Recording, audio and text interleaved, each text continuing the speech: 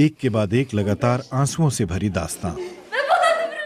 Istanbul में जमा हुए ये लोग चीन के शिनजियांग प्रांत में रहने वाले वीगर मुसलमान हैं, जिनके बच्चों को उनसे दूर कर दिया गया है। बच्चों की देखभाल कौन कर रहा है?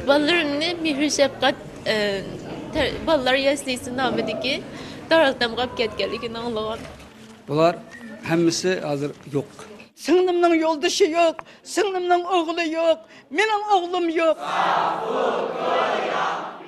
शिनजियांग में रहने वाले वीगर, कजाक और दूसरे सभी अल्पसंख्यक समुदाय के लोग जिनकी भाषा और संस्कृति है, उन्हें सरकार ऐसे विशाल कैंपों में रखकर चीनी भाषा और कम्युनिस्ट पार्टी से मोहब्बत करना सिखा रही है। अब्दुल रहमान टोटी 2013 में चीन से तुर्की चले आए थे।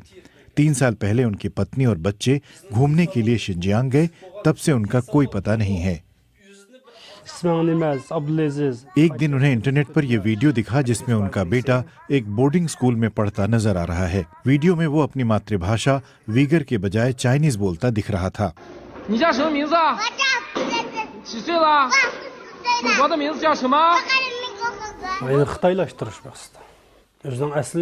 उनका लक्ष्य है हर किसी को चीनी नागरिक बना देना और उनसे उनकी पहचान छीन लेना। मेरा बच्चा 3 साल से चीनी अधिकारियों के हाथ में है। इन कैंपों के अलावा चीन कुछ और भी बना रहा है, ऐसे बड़े बड़े स्कूल जहां बच्चों को रखा जाता है। इस किंडरगार्टन में सैकड़ों बच्चों के सोने का इंतजाम है। हमने एक कैंप को फिल्माया।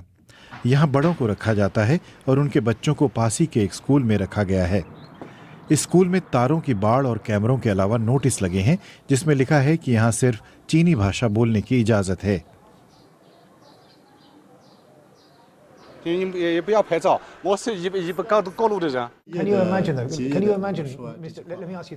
लेकिन चीनी अधिकारियों ने इस आरोप से इनकार किया है कि बच्चों को उनके माँ बाप से अलग किया जा रहा है। ऐसा कुछ भी नहीं हो रहा है। अगर पूरे परिवार को ही किसी एजुकेशन सेंटर में साथ पढ़ने के लिए भेजा गया है तो उस परिवार में ही कोई समस्या होगी। लेकिन ऐसे मामले ढूंढने के लिए मेहनत नहीं करनी पड़ती। अमीना वायद तुर्की में कपड़ों की दुकान चलाती हैं। उन्हें हाल ही में अपनी सौतेली बेटी की फोटो सोशल मीडिया पर मिली। ये संकेत है इस बात का कि उनके रिश्तेदार चीनी कैंपों में हैं। उनकी सौतेली बेटी एक चीनी बोर्डिंग स्कूल में है और उसने चीन की परंपरागत पोशाक पहनी हुई है। उसे जबरदस्ती वो कपड़े पहनाए जा रहे हैं जो वो नहीं पहनना चाहती। आप अपनी बेटी अकीरा को क्या संदेश देना चाहेंगी? मैं उससे कहूंगी कि मैं उससे बहुत प्यार करती हूँ। वो ये ना भूले कि वो एक वीगर है।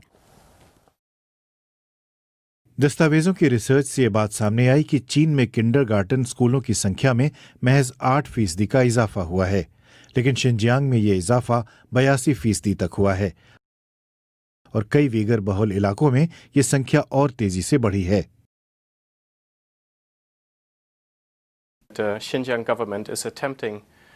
शिनजियांग प्रांत की सरकार युवा पीढ़ी को पूरी तरह से अपने नियंत्रण में लेना चाहती है ताकि वो एक ऐसी पीढ़ी तैयार कर सके जो अपनी जड़ें, अपनी संस्कृति पूरी तरह से भूलकर सिर्फ उनकी भाषा बोले, सिर्फ उनकी संस्कृति अपनाए।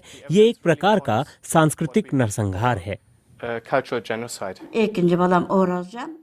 खालिदा की कनकाजा अब कजाकिस्तान जा चुकी हैं, लेकिन जब उन्हें पता चला कि उनके परिवार के 14 बच्चों को उनके माँ बाप से अलग कर दिया गया तो उन्होंने गांव के अधिकारियों को फोन किया। मैंने उनसे पूछा कि मेरे बच्चे कहाँ हैं। जवाब मिला कि वो सरकारी केंद्रों में हैं। फिर मैंने पूछा कि मेरे नाती पोते कहाँ हैं, तो उसने कहा कि वो जिंदा हैं और फोन काट दिया। हमने खालिदा के परिवार और रिश्तेदारों का पता लगाने की कोशिश की। उनके घर पर ताला लगा हुआ है। हमने गांव के अधिकारियों से बात की, लेकिन उसने हमारी बात सुनते ही फोन काट दिया। हजारों परिवार के लापता हुए बच्चे और समय के साथ धूमिल पड़ती उनके मिलने की उम्मीद।